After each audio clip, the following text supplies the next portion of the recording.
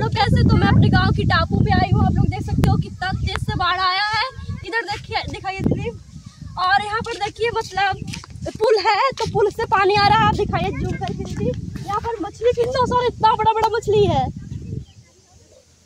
दिख रहा है। मछली, घोंघा और सब पानी के जीव है। और हम आपको आगे ले जाएंगे अपने गांव का। हमारे गांव का सारा जो धान था आपकी मुड़ गया, क्या होगा आपको पता नहीं, क्या खाएंगे लोग। और मेरी मम्मी भी मेरे साथ आई है। देखिए, आइए दीदी, आइए कैमरे में आइए, आप दिखाइए। तो दोस्तों जिन लोगों के घर ऐसा मतलब गाँव में बाढ़ आया, कमेंट में बताइए आप लोग।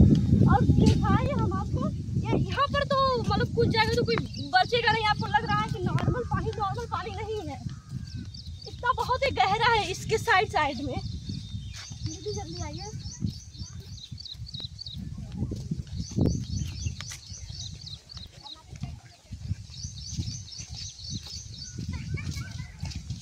बुढ़ावा के नाम में देखिए ना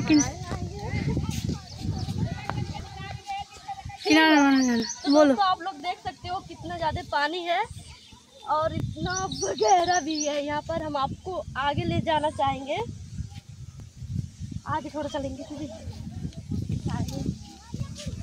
चला बोलिए पन्नू, ना कितना पानी भाभी में